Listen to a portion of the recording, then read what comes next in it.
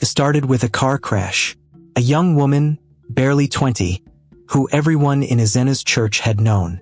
One Sunday, after Pastor Izena laid his hands on her and declared her blessed beyond measure, she drove off to visit her family and never made it back alive.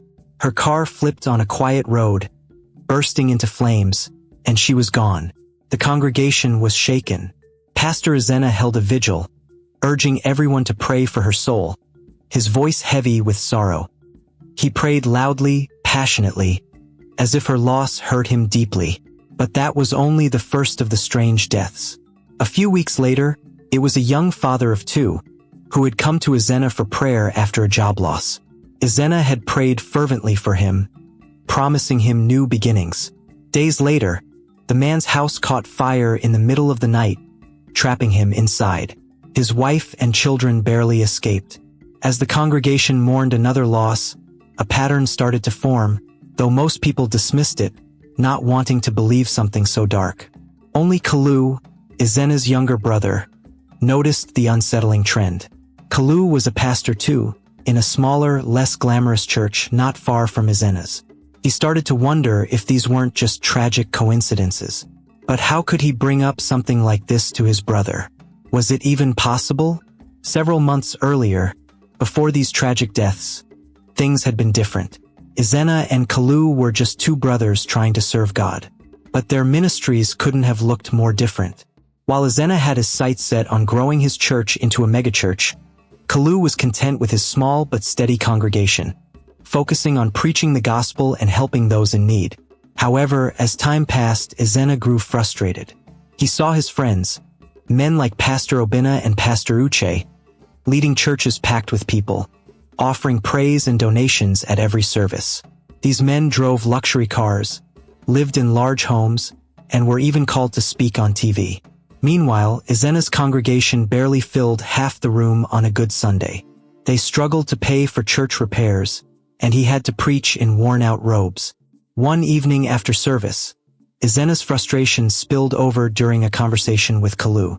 "Kalu," he said, pacing the floor, "don't you ever wonder why we work so hard, and yet have so little to show for it?" Kalu, seated calmly by the altar, shrugged. "I'm happy with what God has given me. Isn't that enough?" Izena frowned. "It's not enough for me. I look around and I see our friends, people we went to seminary with, living like kings. They have thousands flocking to hear them preach. Why shouldn't we have that?" Kalu shifted uncomfortably. "Izena, you know God's work isn't about fame or riches. Those things can be distractions. We're here to serve, not to be worshipped." But Izena wasn't convinced. He'd grown up in the same small community as Kalu, where their parents had struggled to put food on the table. They had dreamed together of becoming pastors, of changing lives. But now, he was beginning to question if simply serving was enough. What good was it if no one noticed their hard work? Later that night, Izena knelt and prayed. He poured out his heart to God, asking why he was being left behind.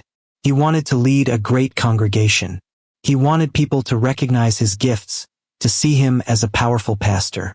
"Lord," he whispered, "make me as successful as the others. Help me to do great things." But the answer that came to him was not what he wanted to hear. "Be patient, my son," the voice seemed to say. "Stay faithful. Do not be in a hurry." Izena clenched his fists, his frustration growing. He wanted more than this slow journey.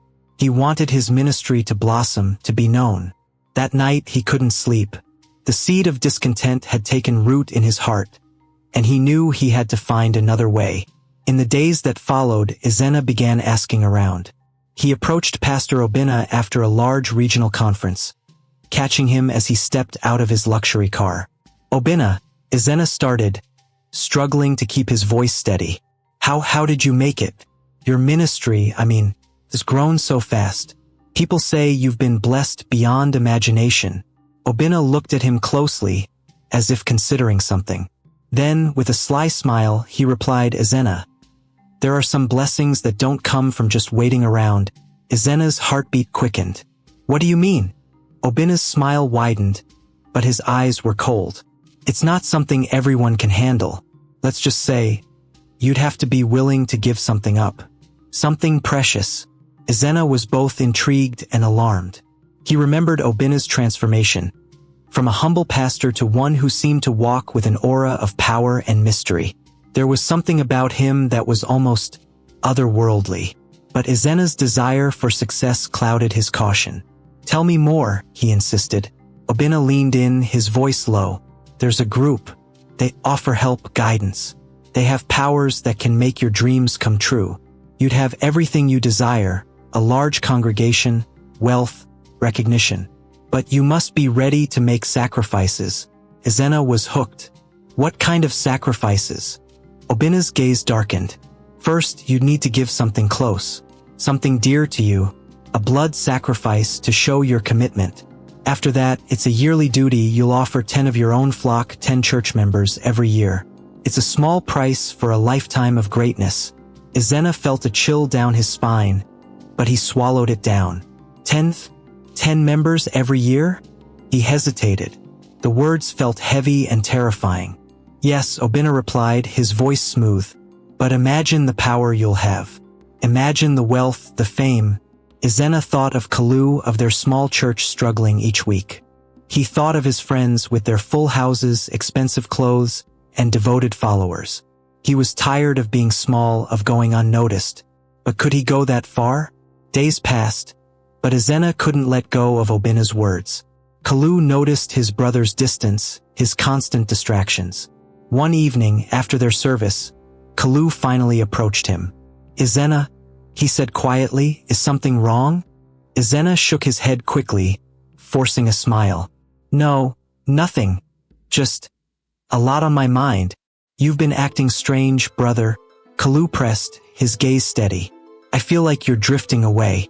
Whatever it is, I hope you're not thinking of abandoning the path God has set for us." Ezena's smile faded. "Kalu, not everything is about waiting endlessly on God. Sometimes you have to make your own way." The words came out more defensively than he intended. Kalu's eyes filled with concern. "You know that's not true, Ezena. God's timing is perfect. Don't let impatience lead you down a path you can't return from." Ezena felt a flash of anger. "Not all of us are content to live like beggars. Kalu, I want more than this." The sharpness in his voice startled them both. For a moment, Kalu just stared, hurt and confused. He didn't push further, but a heavy silence settled between them. After that night, Ezena stopped listening to his brother's warnings. He met Obinna again and agreed to the terms, and finally agreed to sacrifice his brother. That night, Ezena was in his dimly lit shrine, his hands trembling as he prepared to do the unthinkable. The smell of incense hung heavy in the air, mingling with the faint echoes of distant chants whispered by the cloaked figures who stood at a distance, watching him. It was a small, dark room with walls covered in strange symbols. Candles flickered in a circle around him, casting long shadows that twisted and moved as if they were alive. Ezena's heart pounded, torn between fear and ambition. He tried to steady his hands as he placed a small carved idol at the center of the altar. He knew what was required. This ritual was to be a blood sacrifice, something Obinna had told him about. To gain the powers he so desperately wanted, he had to offer a life close to him, someone dear to him. And in his heart, he knew that meant Kalu. Kalu had been nothing but good to him, nothing but loyal, always by his side. Yet, here he was, preparing to betray him for the promise of power and recognition. Ezena closed his eyes, wrestling with the guilt that clawed at him, but he pushed it down, telling himself it was for the greater good. After all, he thought, weren't they both serving God in their own ways? Couldn't his newfound fame bring people to the faith? The other members of the cult urged him forward.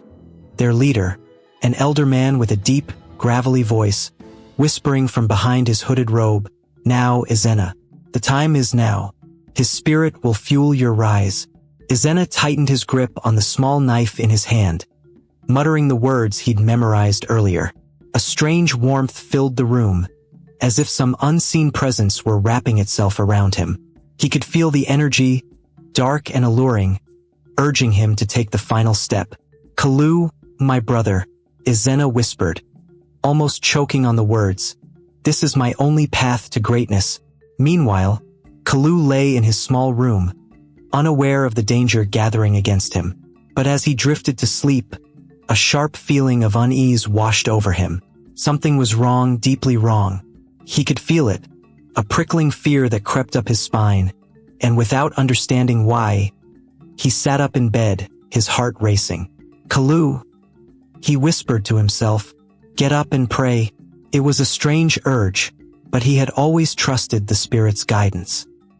He knelt by his bed, pressing his hands together tightly, and began to pray. At first, he didn't know what to say, so he simply asked God to cover him and his family, to protect them from any harm. But as he prayed, the image of his brother's face appeared in his mind, and a deep sorrow filled his heart. "Lord," he prayed, "whatever is going on, protect Ezena, protect me. Cover us with your blood. Shield us from any attack." As he spoke, his voice grew stronger, his faith pushing back against the dark feeling in his chest. He could feel something, an unseen resistance, almost as if he were in the middle of a battle. He prayed with even greater fervor, calling on God's power to shield him from any forces that might be lurking in the darkness. Back at the shrine, Ezena was unaware of Kalu's prayers. His voice cracked as he repeated the final incantation, but just as he was about to drive the knife into the effigy representing Kalu, a powerful jolt of energy erupted, sending him staggering back. He stumbled, gasping for breath, as if an invisible wall had risen between him and the altar. What's happening?" he asked, looking to the cult elder in confusion. The elder narrowed his eyes, his voice now harsh. "Someone is blocking the ritual. His spirit is resisting, protected by something powerful." Ezena's face twisted in frustration. "No, this must happen. I need this to happen." He tried again, summoning all his energy, gripping the knife so hard his knuckles turned white.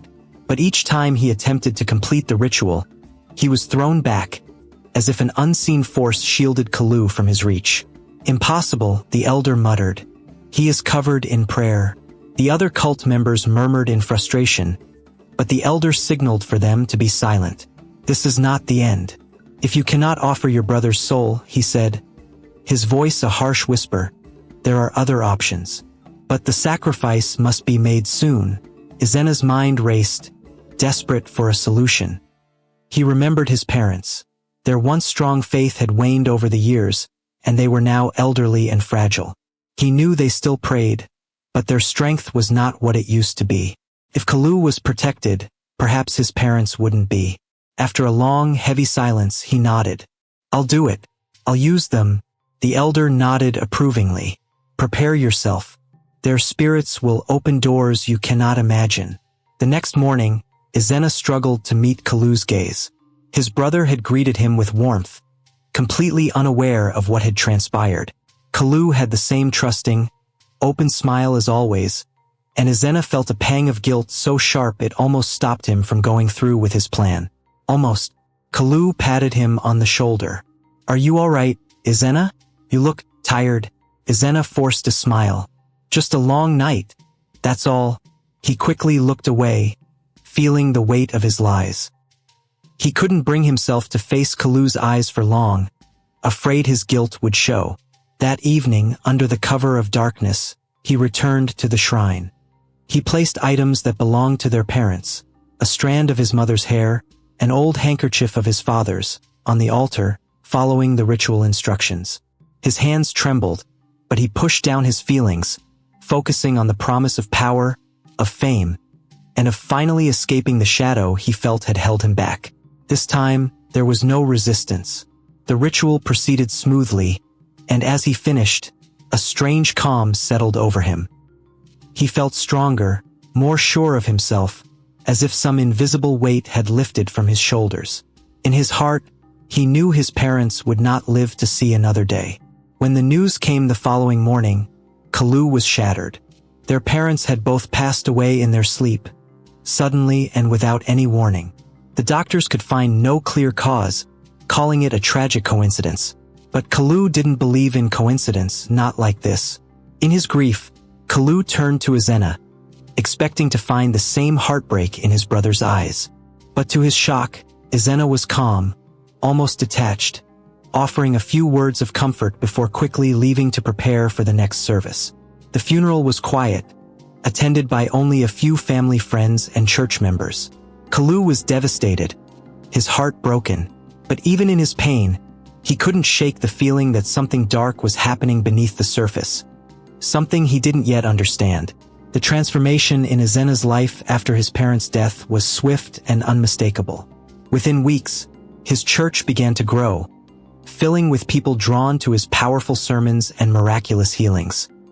He laid hands on the sick, and they claimed to be healed. People came with burdens, and he lifted them with a single prayer.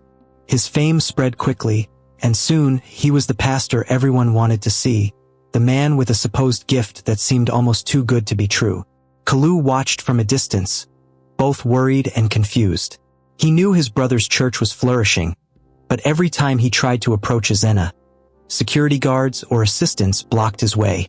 His own brother, once so close, now seemed like a stranger behind a wall of power and fame. As months passed, Ezena's life transformed entirely.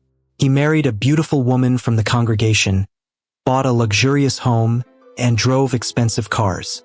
People praised him, calling him a man of faith, a healer, a miracle worker. Ezena drank in the admiration, each success driving him further down the path he'd chosen.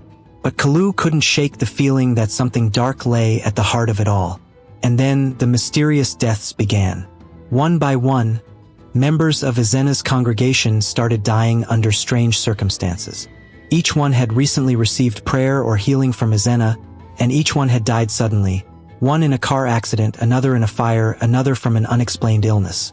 It was as if a shadow followed Ezena's miracles, taking lives wherever he went. Kalu watched helplessly, unable to ignore the pattern. He knew Ezena had changed, but he couldn't understand why or how. He prayed night after night, asking God for answers, for a way to reach his brother before it was too late. And yet, Ezena seemed oblivious to the trail of death that followed him. To him, it was a small price for the success he had gained. He pushed aside any guilt, telling himself that these tragedies were out of his hands. After all, wasn't he bringing people closer to God? Didn't his miracles prove that he was chosen, special, meant for greatness? The deaths became whispers among the congregation, quiet murmurs that something was not right. But Ezena's fame protected him. No one dared to question the man who seemed to walk with divine power. As the year neared its end, Ezena knew he had one more task, one final sacrifice to meet the cult's requirement and renew his power for the coming year. He began scanning his congregation, identifying potential victims. To him, they were just numbers, a necessary step in maintaining his strength and reputation. But Kalu had started piecing things together. He noticed that each victim was someone close to Ezena, someone he had prayed over or promised healing. Driven by both grief and suspicion, he began his own quiet investigation, praying and researching the lives of those who had passed. Finally, after weeks of careful study, Kalu identified a likely target, a middle-aged woman named Ada who had come to Ezena recently for healing. Kalu sensed that she would be next, and the thought chilled him to his core. The night before the planned ritual, Kalu went to Ada's house, knocking on her door urgently. She opened it, surprised to see him at such an hour. "Kalu, what's wrong?" she asked, concerned. "Ada, please," he began, his voice low and intense. "I need to pray for you. You might be in danger." Ada hesitated, confused by his urgency, but something in his eyes convinced her to let him in. Together, they prayed through the night, asking God for protection. Kalu poured out his heart, feeling the weight of the battle he was fighting not only for Ada but also for his brother's soul. When Ezena arrived at the shrine later that night, ready to perform the sacrifice, he was met with an unexpected resistance. As he began the ritual, he felt a sudden, searing pain shoot through him, as if a wall had been raised between him and his intended target. "What is this?" he gasped, stumbling back. The cult elder's face twisted in anger. "Someone has prayed over her. She's protected." Ezena cursed under his breath, frustration and fear filling him. His power was slipping, and he needed one more sacrifice to maintain his standing. He couldn't fail now, not when he had come this far. He would need to find another victim quickly. Meanwhile, Kalu watched and waited, knowing in his heart that the battle was far from over. He had come close to exposing his brother's secret, but he knew Ezena wouldn't stop until he got what he wanted.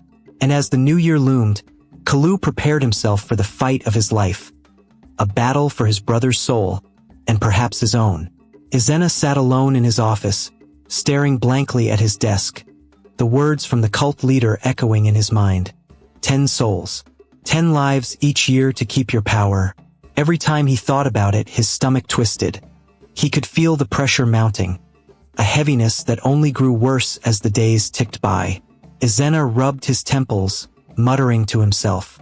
Why did I agree to this? As his fame spread, he'd seen the benefits of the deal, the packed pews, the donations, the influence, but now the cost of that fame was catching up to him. The cult had warned him. If he missed his yearly quota, there'd be consequences. He couldn't risk losing it all now.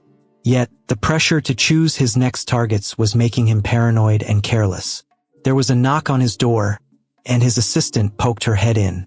Pastor Ezena, you have visitors from Pastor Obina's group. They said it's urgent. Ezena's face tightened, but he forced a calm expression. Send them in. 3 men walked in, dressed in plain, dark clothes. Though they didn't look threatening, their faces were cold and expressionless. One of them, a tall man with a deep voice, broke the silence. Pastor Ezena, you're running out of time. Ezena nodded stiffly, trying to appear confident. I know. I have everything under control. The man raised an eyebrow, unconvinced. We don't think you do. The elders have noticed delays. You're still missing 3 more sacrifices to complete your quota. Ezena clenched his fists under the desk. I'll meet the quota. I've been handling things carefully. I don't want any suspicion. Careful? The man scoffed, a hint of a smirk crossing his face. We didn't bring you into this for you to be careful. We brought you in to get results. The elders have decided to place some of our own people in your church to help you with the process. What? Ezena's voice rose before he could control it. I don't need help. I can do this on my own. The man's smirk faded, replaced by a hard glare.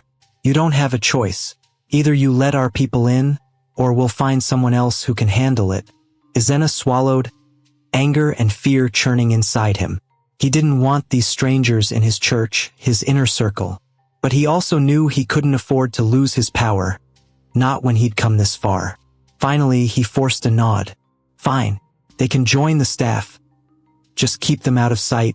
The men exchanged glances, satisfied. They'll arrive tomorrow. Don't worry, Pastor Ezena. This is just to make things easier for you. But as they left, Ezena's heart sank. He felt like a puppet, his strings pulled by people he didn't trust, his control slipping more with each passing day. Across town, Kalu was busy following his own path. Ever since the sudden deaths of Ezena's congregation members, he hadn't been able to shake the feeling that something was terribly wrong. He started quietly visiting the families of the victims, speaking with them to try and make sense of it all. One afternoon, Kalu sat down with Chinidu, the husband of one of Ezena's most recent miracle cases who died suddenly in a fire. Kalu leaned forward, his voice gentle but determined. Chinidu, can you tell me? Did your wife mention anything unusual after Pastor Ezena's prayer? Chinidu looked down, his hands twisting in his lap. She was so happy at first. She believed she'd been healed, that God had really touched her through Ezena. He paused, swallowing hard. But then, a few days later, she started feeling strange. She said it was like something was following her. Kalu's heart tightened. Did she say what she meant? Chinidu shook his head, his face pale. She just said she felt cold all the time, even in the sun. And then that night, his voice broke, tears filling his eyes. I don't understand, Pastor Kalu. Why would God heal her only to let her die like that? Kalu took a deep breath, feeling his anger and sadness mix. He placed a comforting hand on Chinidu's shoulder. I'm so sorry, Chinidu. I wish I had answers. But I promise, I'll keep looking until I understand what's happening. Leaving Chinidu's house, Kalu felt the weight of his suspicions grow heavier. It didn't make sense. Why would people supposedly healed by Ezena end up dying so mysteriously? And why was there always this strange feeling of dread around his brother's church? That night, Kalu knelt by his bed, praying for guidance. Lord, please, show me what's going on. If there's darkness here, help me to see it clearly. As he prayed, an image flashed in his mind. An old, worn building on the edge of town, hidden away. Kalu gasped, realizing he'd seen that place before. It was a rundown shed behind Ezena's house. He hadn't thought much of it in the past, but now, something about it felt important. Could that be where Ezena? Kalu whispered to himself. He knew he had to find out. The next day, Ezena was busy with his new staff. The cult members had arrived as promised, blending in with the rest of the church workers. Ezena felt uneasy around them. They moved silently, spoke little, and carried an air of darkness that he couldn't ignore. But there was one man, Udo, who seemed to be their leader within the group. Udo had a way of watching Ezena, his eyes piercing, as if he could see every doubt, every weakness. During a quiet moment, Udo approached him. Pastor Ezena, I hear you're struggling to find more sacrifices. Ezena stiffened, glancing around to make sure no one was listening. I don't need any reminders, Udo. I'll handle it. Udo gave a slow, mocking smile. The elders don't want promises. They want results. You've already disappointed them once by failing to offer your brother. Don't fail again. Ezena's jaw clenched. My brother is not part of this. I told you I won't harm him. Udo shrugged, as if Ezena's loyalty to Kalu was just a foolish whim. Suit yourself.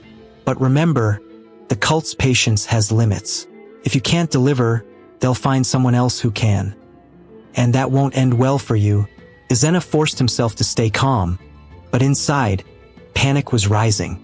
He knew Udo was right. If he didn't complete his sacrifices, he'd lose everything and maybe more. That night, Kalu made his way to the shed he'd seen in his vision.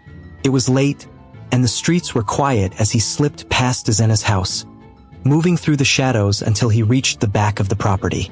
The shed was dark and quiet, but Kalu could feel an ominous presence around it. He took a deep breath, whispering a quick prayer for protection, and slowly pushed open the door. Inside, the smell of burnt incense filled his nose, and he saw strange symbols scrawled on the walls, symbols he didn't recognize. At the center of the floor lay an altar, covered with dark stains that looked suspiciously like dried blood.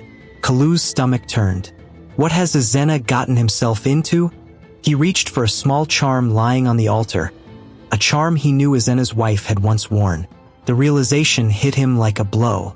Ezena had made a pact, a dark one that required blood, sacrifice, and the deaths of innocent people. Kalu stumbled back, his mind racing. He had suspected something was wrong, but this was beyond anything he'd imagined. Leaving the shed, he knew he had to confront Ezena, but not without a plan. He needed to stop his brother before he caused more harm, but he also knew that this wasn't just about Ezena anymore. The cult had its claws in him, and they wouldn't let him go easily. The next Sunday, Ezena preached with a new intensity. His sermons were louder, his words more forceful, and his gaze sharper as he scanned the congregation, looking for his next target. The cult members had told him to condition his followers for sacrifice, to subtly prepare them for the idea that loyalty to the church sometimes required giving everything. We are called to be loyal, my friends. Ezena's voice echoed through the hall. Loyalty and sacrifice. That is the foundation of true faith. The congregation murmured in agreement, their faces bright with faith. But Kalu, sitting in the back pew, listened with a heavy heart, recognizing the manipulation in his brother's words. After the service, Kalu waited for the crowd to thin out before approaching Ezena. Brother, he called softly, approaching him at the pulpit. Ezena turned, surprise flashing in his eyes before he quickly masked it. Kalu, what are you doing here? Kalu kept his voice low, his gaze steady. I know about the shed. I know what you're doing, Izena. Izena's face paled, but he forced a smile. I don't know what you're talking about. Don't lie to me. Kalu's voice was firm, his disappointment clear. I saw the altar. I know you're making sacrifices. Tell me the truth. Why are you doing this? Izena's calm facade cracked, and his eyes filled with anger. Kalu, you don't understand. This is bigger than both of us. I've been blessed with power, influence. People listen to me now. I'm finally achieving what I was meant to. At what cost, Izena? Kalu shot back. Look around you. People are dying, innocent people. And for what? Fame? Money? Izena's face hardened. You don't get it. You never did. This is my calling, Kalu, my destiny. Sometimes sacrifices must be made. Kalu shook his head, his heart breaking. This isn't a calling, Izena. It's darkness. And you're letting it consume you. Izena glared at him, his voice cold. Stay out of my way, Kalu. This is my church, my life. Don't interfere. Kalu opened his mouth to argue, but Izena turned sharply, calling for his guards. They appeared instantly, blocking Kalu's path, their expressions hard and unyielding. Escort my brother out, Izena ordered, his voice steady but laced with anger. He's not welcome here anymore. Kalu stared at his brother one last time, a mixture of sadness and resolve in his eyes. I'll be praying for you, Izena. Even if you've given up on yourself, I won't. Izena didn't reply, and Kalu allowed himself to be led out, knowing that his fight had only just begun. Izena sat alone in his office, the faint ticking of the wall clock filling the room. Every minute that passed felt heavier. His heart pounded and his mind raced. He had never felt so trapped. Pastor Izena? A voice called from the doorway. It was Udo, the cult member who had become his assistant, if you could call it that. What is it? Izena snapped, feeling a strange chill run down his spine. Udo stepped in, his face as emotionless as ever. The elders are waiting for a report, Pastor. They are concerned about your delays. Izena clenched his fists. I know what they want. I'm working on it. Udo's mouth twitched slightly, a smirk barely hiding behind his straight face. Working on it isn't enough. They expect results. Izena, you're running out of time. Izena forced himself to keep calm, even though every nerve in his body wanted to throw Udo out. He couldn't risk angering the cult. Not now. Not when they were watching his every move. Tell the elders I have everything under control. I'll meet the quota, Izena said, each word slow and controlled. Udo's smirk grew. I hope you do. Otherwise, Pastor, they will handle this their own way. And trust me, you don't want that. He glanced at Izena one more time before disappearing out the door. The second he was alone again, Izena slumped into his chair, his mind swirling. He needed 3 more sacrifices. Just 3. Yet it felt like the weight of the world was pressing down on him. If he failed, he knew the cult would destroy him without a second thought. He picked up his phone and dialed Chica's number, one of his most loyal followers. She'd been a regular at the church for years, always trusting him, always following his every word. Hello, Pastor. Chica's warm voice came through. Is everything all right? Yes, Chica. Everything is fine, he said, forcing a warmth he didn't feel. I wanted to see if you could come to the church tonight. I'd like to pray with you privately. Oh, Pastor, I'd be honored, she replied, her voice full of joy. Good, Izena said, his voice soft. I'll see you then. As he hung up, a pang of guilt hit him, sharper than before. He had known Chica for years. She trusted him. She didn't deserve this. But he reminded himself what was at stake. It's either her life or mine, he thought grimly. Across town, Kalu was in his small living room, surrounded by a handful of people. Some were members who had recently left Izena's church, their faces full of worry and doubt. Kalu had gathered them for prayer, feeling that a greater force was working against them. Kalu cleared his throat, looking around the circle. Thank you all for coming tonight. I know it's late, but I feel something urgent in my spirit. I believe God wants us to pray for protection. Chinidu, one of the men who had lost his wife, nodded, his face tense. I don't know what's happening at that church, Pastor Kalu, but my spirit isn't at peace. It's like a dark shadow has fallen over us. Others murmured in agreement, fear and sadness clear in their eyes. They had all sensed the change in Ezena, the way his sermons had shifted from messages of hope to strange ideas about loyalty and sacrifice. Kalu nodded, his gaze steady. That's why we're here. I believe something powerful, something dark is at work. But we're not powerless. Prayer is our weapon. Everyone bowed their heads, and Kalu led them in prayer, his voice filled with determination.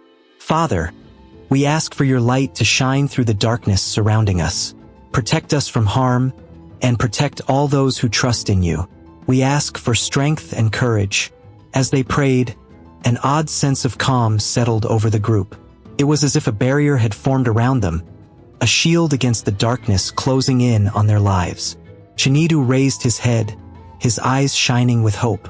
Thank you, Pastor Kalu. I haven't felt this at peace in weeks. Kalu smiled, a warmth spreading through him. God is with us. Whatever we face it together. Later that night, Chika arrived at Ezena's church, just as he'd asked. She entered the dimly lit sanctuary, her footsteps echoing in the empty hall. Pastor, she called, her voice soft. Ezena appeared from a side room, his expression calm but his heart racing. Chika, thank you for coming. I just wanted to pray with you. Chika smiled, bowing her head respectfully. Of course, Pastor. I'm always ready to pray.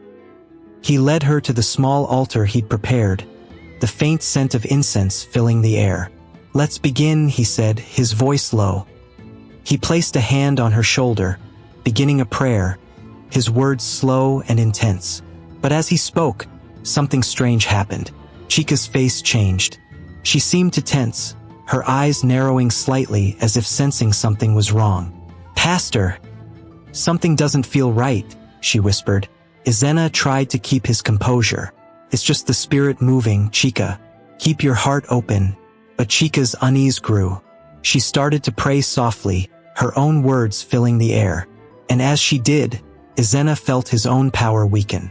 It was as if her words were pushing him back, deflecting whatever he was trying to do.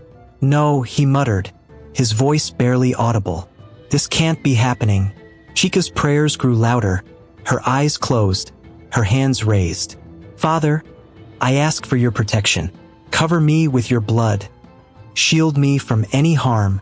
Ezena tried to continue, tried to summon his strength, but her prayers created an unseen wall, one he couldn't break through. He stumbled back, feeling his control slip. What's going on, Pastor? Chika asked, opening her eyes and looking at him with a mixture of confusion and fear. Ezena quickly masked his frustration, forcing a smile. It's nothing, Chika. You're just very powerful in prayer. I think that's enough for tonight. Chika nodded, her face still clouded with doubt. Thank you, Pastor. I'll see you on Sunday. As she left, Ezena clenched his fists, his face twisted in rage. Kalu, it had to be him. Somehow, his brother's prayers were interfering with the ritual, weakening his power. This wasn't the first time Kalu's influence had disrupted him, and he was certain it wouldn't be the last. The following day, Ezena met with Udo, his frustration boiling over. I need to speak with the elders, he said, barely containing his anger. Udo raised an eyebrow. Why? The elders don't like unexpected visits. They need to know that my brother is meddling, Ezena replied, his voice hard. His prayers are affecting the rituals. I need permission to deal with him directly. Udo's expression darkened, but he nodded. I'll arrange a meeting. But remember, Pastor, the elders expect results. They won't tolerate excuses. Ezena bit back a retort, forcing himself to nod. I understand. Just get me that meeting. Later that evening, he was summoned to a hidden location where the cult's elders met. The room was dim and filled with smoke, and the elders sat in shadow, their faces barely visible. Pastor Ezena, one of them intoned, his voice deep and cold.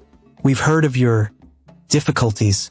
Ezena took a deep breath, choosing his words carefully. My brother, Kalu, He's interfering with my rituals. His prayers are disrupting the sacrifices." The elder was silent for a moment, then replied, "We warned you that your brother would be a problem. Yet you failed to offer him as the first sacrifice." Ezena felt a surge of shame, but he quickly pushed it down. "I'm asking for permission to silence him, once and for all." The elder's voice was cold. "Your time for making demands has passed, Pastor Ezena. You have failed too many times. But we are merciful. We'll give you one last chance. You must complete your quota by the end of the month. If you fail, we will remove you permanently." Ezena's heart raced. He could feel their threat hanging in the air, chilling him to his core. I understand." The elder leaned forward, his face barely visible through the shadows. "Do not disappoint us again, Pastor. You have been warned." As Ezena left, he felt a strange mix of fear and anger. He had no choice now. Either he met the cult's demands or he would lose everything, maybe even his life. His brother, he realized, had become his greatest enemy. And if he didn't find a way to deal with Kalu, he would never be able to complete his sacrifices. Meanwhile, Kalu continued his quiet resistance. Word had spread about his prayer meetings, and more people from Ezena's church began attending, drawn by a sense of peace they hadn't felt in a long time. One evening, Chica joined Kalu's gathering, her face pale but determined. After the prayers, she pulled him aside. "Pastor Kalu," she whispered, glancing around nervously, "I think something strange is happening with Pastor Ezena." Kalu's face softened. "Tell me, Chica, what have you seen?" Chica hesitated, her voice trembling. "Last night he called me to pray, but it felt wrong, like something was trying to harm me. I don't know how to explain it, but I felt like I was fighting something dark." Kalu's eyes darkened, his worst fears confirmed. "Thank you for telling me, Chica. Stay close to this group, all right? We'll pray for your protection." She nodded, relief filling her face. "Thank you, Pastor Kalu. I knew I could trust you." As she left, Kalu felt a sense of urgency growing within him. Ezena was no longer just making strange choices, he was putting lives at risk. Kalu knew he couldn't stay silent any longer. His brother needed help, but he feared it might be too late to save him. Ezena, meanwhile, sat alone in his darkened office, feeling the walls close in. He'd come too far to turn back now, but the cost was growing heavier each day. His mind drifted back to his and Kalu's early days in ministry, how they dreamed of changing lives together, how had things turned so wrong. He shook his head, clearing the thoughts. There was no room for regret now. The cult had made it clear, either he delivered his sacrifices, or they would take everything from him. He could not afford any more delays, and he certainly couldn't let Kalu stand in his way. But in the back of his mind, a quiet voice reminded him of the path he'd chosen, the darkness he'd embraced. For a brief moment, he wondered if it was too late to walk away, but that thought vanished as quickly as it had come, replaced by the burning desire to hold onto his power, no matter the cost. And as Ezena planned his next steps, Kalu gathered his followers, preparing for the spiritual battle that he knew lay ahead. Both brothers, once close, now stood on opposite sides of a war they hadn't seen coming. A war that would soon come to a head, and neither was willing to back down. Ezena walked out of the cult's headquarters, his hands trembling as he clutched the edges of his cloak. The ultimatum from the elders weighed heavily on his mind. He had only 2 more sacrifices left to complete the quota, and if he didn't succeed by the end of the month, they'd strip him of everything and maybe his life. He was pacing in his office when Udo entered, his footsteps quiet yet firm. "Pastor Ezena," Udo began, his voice calm. "The elders want to know your progress." Ezena gritted his teeth. "Tell the elders that I'll deliver. I'm close." Udo's cold eyes didn't blink. "Close isn't good enough. We don't care how you do it, Ezena. Just get it done." Ezena's fists tightened. "I know. Leave me. I need to think." Udo nodded but leaned in slightly before he left, his tone a whisper, dripping with threat. "Just remember, Pastor, there's no room for failure. For your sake, I hope you're serious." As Udo closed the door, Ezena let out a shaky breath. He was running out of time, and Kalu was making things harder. Somehow, his brother's prayers kept disrupting his rituals. He had to finish this, and fast. He slumped into his chair, his mind racing. Then, as if by instinct, his thoughts drifted back to when he and Kalu had first opened their small churches. The nights they'd prayed together, the dreams they had of helping their community. Now, everything had changed, but he pushed those thoughts aside. There was no room for regret now. Kalu was deep in prayer when a sudden vision appeared in his mind. In it, he saw a dark, abandoned structure with strange markings, candles flickering in an eerie circle, and at the center was an altar. His heart raced as he recognized the place. "Dear God," he murmured, his voice trembling. "Is that where Ezena performs his rituals?" He had heard of the shrine through rumors, but he never thought it would look this sinister. Taking a deep breath, he stood and gathered his closest followers, all of whom were ex-members of Ezena's church who had sensed something wrong. "I saw it, everyone," Kalu announced, his voice steady. "The place where Ezena performs his rituals. The shrine. I know where it is." A hush fell over the room. Chica looked up, fear and determination in her eyes. "Pastor Kalu, if you know where it is, we have to stop him." Kalu nodded, feeling the weight of what lay ahead. "Yes, but it won't be easy. We'll need strength, courage, and prayer." Chinidu, the widower, clenched his fists. "If Ezena is truly behind all this, I won't just stand by and watch anymore. I'll help you, Pastor. We can't let him hurt anyone else." Kalu's heart warmed at their commitment, and he nodded. "We'll go together. But first, we must pray. We need all the protection we can get." That night, as Ezena prepared for his final sacrifices, he felt a strange chill, a sense that something was drawing closer, like a storm about to break. He was in his office when one of his new assistants knocked on the door. Ezena barely recognized this man, one of Udo's people, who had been planted in his church as an extra set of eyes and ears. "Pastor Ezena, we have news," the man said, his voice steady and cold. "What is it?" Ezena asked, trying to hide his irritation. The man stepped inside, closing the door behind him. "Your brother. He's gathering people, preparing to come here. He knows about the shrine." Ezena's heart skipped. "How?" he hissed, gripping the edge of his desk. "How could he know?" "Your brother is resilient. His prayers are strong. It's as if something is guiding him," the man replied. Ezena's eyes narrowed. "I'll handle him myself. He thinks he can interfere, but he doesn't understand the power I have. Be careful, Pastor. The elders won't tolerate any more delays." The man reminded him before turning and leaving the room. Ezena took a deep breath, feeling a strange, simmering anger toward Kalu. His brother had always been there, always pushing his faith, always standing in his way. It was time to end this. Meanwhile, Kalu gathered his group in the small clearing near the town's edge. It was late, and the night air was cold, thick with tension. Each face was set with determination, though fear lingered in their eyes. "Kalu?" Chica said softly, "Are you sure we're ready for this?" Kalu nodded, a calm yet fierce look in his eyes. "I know the risks, Chica, but God has shown us the way. We have to trust that He'll protect us." Chinidu stepped forward, his voice steady. "Whatever happens, Pastor, we're with you." Kalu took a deep breath, feeling the strength of their support. "Then let's go. We have to reach the shrine before Ezena tries anything tonight."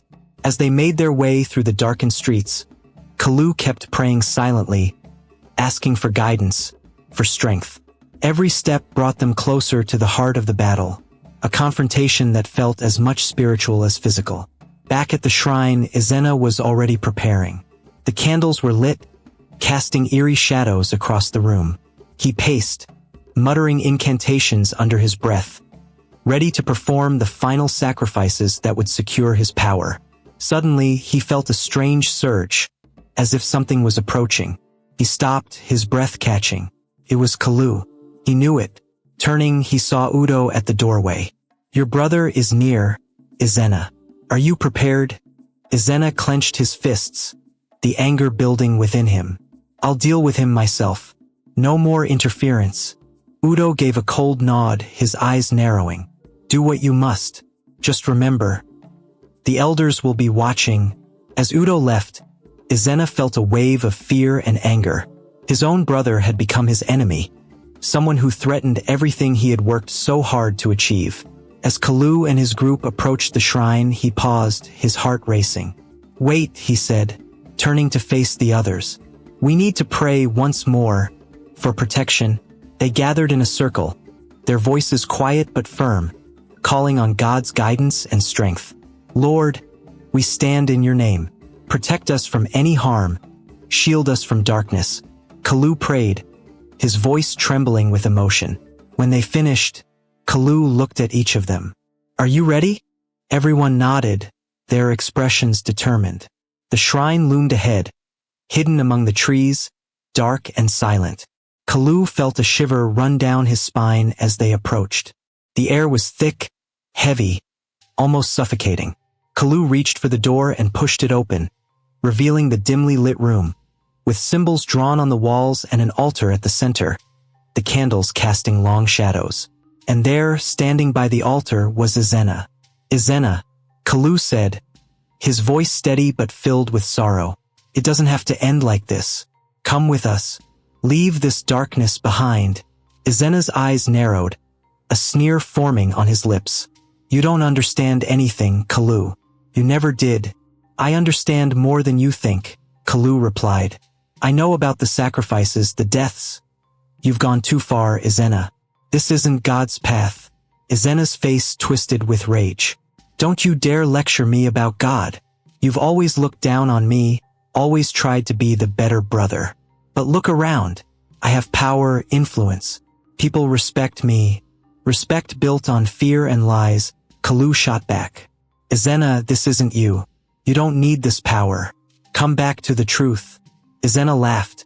A cold, bitter sound. The truth? The truth is that power is all that matters. Faith, prayer. Those are the tools of the weak. I am beyond that now. Chinidu, unable to hold back, stepped forward. People are dying because of you, Pastor Izena. My wife is dead because of you.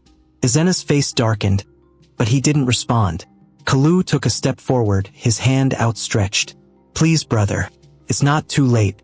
We can leave here, start over. Izena's eyes flickered. A hint of something, regret, perhaps, crossing his face. But it vanished quickly, replaced by cold determination. Leave? And give up everything? You don't understand. I'm too far gone. Kalu, there's no turning back. Then you're choosing this darkness over your own family? Kalu asked, his voice breaking. Izena's jaw tightened. Yes, I've made my choice, Kalu. Now leave before I'm forced to make you. Kalu shook his head, sadness filling his eyes. I can't leave, Izena. I won't let you destroy any more lives. If you won't turn back, then I'll end this myself. Izena's face twisted with anger, and he took a step toward Kalu, his voice low and menacing. I'd like to see you try. With that, he began to chant under his breath, his words dark and strange, filling the room with an eerie hum. The shadows seemed to grow, closing in around them, the temperature dropping. Kalu braced himself, calling out, Everyone, pray, now! They joined hands, their voices rising as they prayed, pushing back against the darkness closing in. Izena's face contorted with fury, his chant growing louder as he tried to overpower their prayers. But as their voices grew stronger, Izena felt his power weaken, the shadows retreating. He stumbled back, shocked, anger blazing in his eyes. This isn't over. Kalu! He shouted, his voice filled with rage and desperation. You think you've won, but you don't understand what you're up against. Kalu's gaze was steady. Maybe I don't understand at all, Izena, but I know this darkness has no real power against God. Izena sneered. We'll see about that. He turned and stormed out of the shrine, his footsteps echoing in the silence. Kalu and the others exchanged glances, relief and tension filling the room. Is it over? Chica whispered, her voice shaky. Kalu shook his head, his expression serious. No, he's not done. This was only the beginning. They stepped outside, watching as Azena disappeared into the night. They knew he would be back, stronger, more desperate, and when he returned, it would be a battle neither side would be able to avoid. Thanks for watching. If you enjoyed the story, please leave a like and subscribe to the channel. Write what you learned in the comments below. Here is another interesting story to watch. Click to watch now.